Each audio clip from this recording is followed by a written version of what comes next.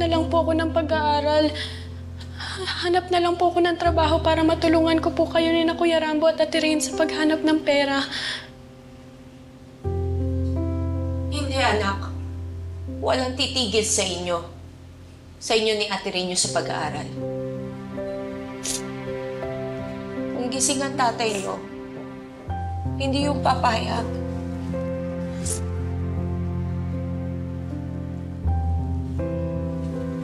Pero nahirap na po kayo ni na Kuya at Ate. Anak, huwag mo kaming alalahanin. Kami na ng mga kapatid mo ang didiskarte sa pambayad sa operasyon ng tatay mo. Kaya lalakad ako bukas at ikaw na muna magbantay kay tatay.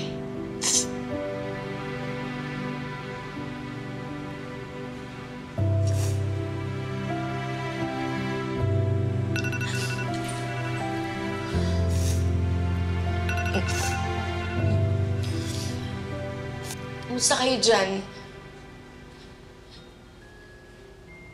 May malaki tayong problema. Ano po yun, Nay? Kasi sabi ng doktor, kapag hindi pa rin daw tayo nakagawa ng paraan sa loob ng 2 araw, posibleng mamatay ang tatay niyo. Nay, ano pong gagawin natin? Kasi kahit po anong gawin natin, hindi pa rin po tayo makaipon ng 50,000 pesos. Lalo na po nabisto po ngayon si Kuya. Nabisto? Ano sinasabi mo? Malaki iskandalo po yung nangyari, Nay. Ha? Iskandalo? Anong iskandalo? Ganito po kasi yun, Nay. Sumali po kasi si Kuya Rambo sa Little Guapings. Napanggap po siyang bata. Ha? Paano? Bakit hindi ko alam lahat ng to? Diyos ko, Rambo, anak! Bakit mo naman nagawa to? Sorry, Nay. Alam ko malang pagkakamaling ng Diyos. Pero para yung sa pera, para kay tatay. Pero anak, hindi sa ganitong paraan. Pandaraya yung ginawa mo. At hindi ko kayo pinalaki na manloko ng ibang tao. Masama yun! Sorry po, Nay. Sorry po na nagkamali kami ni Kuya Rambo. Sorry po ulit. So, patawarin niyo po ako, Nay. Patawarin niyo po kami, Nay, na.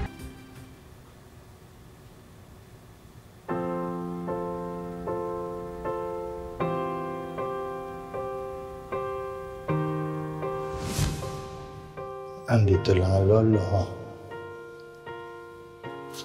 Huwag mong kalimutan, mahal na mahal siya ng lolo. Ikaw ang magiging pinuno ng bayang ito. Mayor Eduardo Malaki Jr. Sige ho, ma'am. Walang problema. Sige ho, salamat po.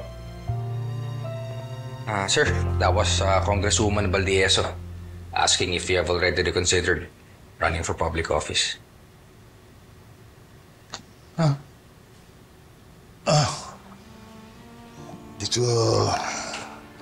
Di ko naiisip yun ngayon.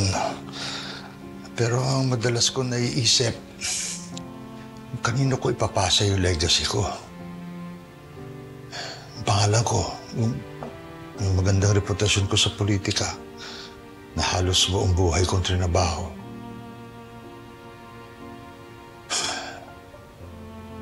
Wala na sila, Julio.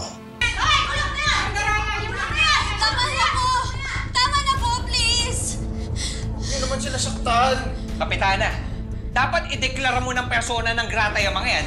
Kapitan Jerry, hindi po ganun kadali ang prosesong gusto ninyong mangyari. Ha? Okay, talaga? Anong sasabihin ni Tita Gob dyan, ha? Anong sasabihin niya? Oo nga. Uy! Huwag niyong sinasaktan ng anak ko! Ay! Anong nangyari dito?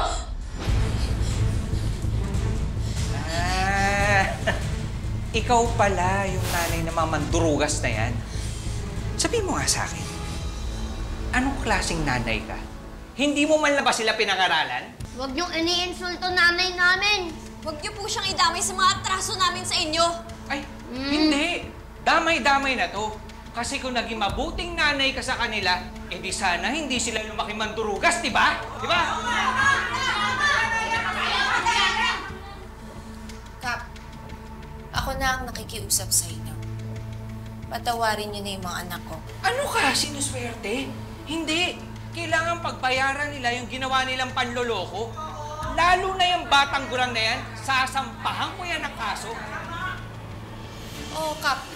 Karapatan mo yan. Pero may karapatan din ang mga anak ko. Hindi niyo sila pwedeng i-detain o saktan dito sa barangay o presinto nang hindi dumadaan sa tamang proseso. Wow! Napakatapang! Ano vitamins mo? Vitamin K? As in, kapal ng mukha. Kaya naman pala eh. May pinagmanahan naman pala yung mga anak. Kap, hanggat maaari, ako na po ang nagpapakumbaba. Alam ko na may kasalanan ang mga anak ko, nagkamali sila. Pero hindi ako papayag na tapakan nyo, siraan, at insultuhin kami mag-iina. Mapipilitan akong ipaglaban ang karapatan namin. Ako naman ang magsasampa ng kaso sa'yo. Kapitana, mawalang galang na po. Pero kung wala naman po kayong kailangan sa mga anak ko, pwede na po ba kaming umuwi? Halika na mga anak. Kailangan tayo ng tatay. Sige na po. Thank you po, Kapitana. Halika na. Sige po. Salamat po. Tay, pasensya na po. Gumagawa pa din po kami ng paraan. Wala po ako, ha.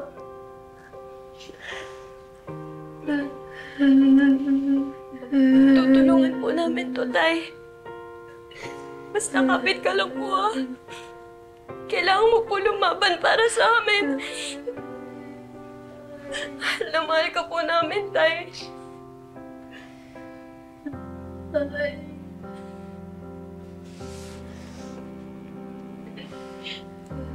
Hindi tayo magpapatalo sa isang pagsubok, mga anak. At gagawin natin ang lahat para sa tatay niyo. Lampasan ang hirap na may ngiti. Huwag sanang mawala.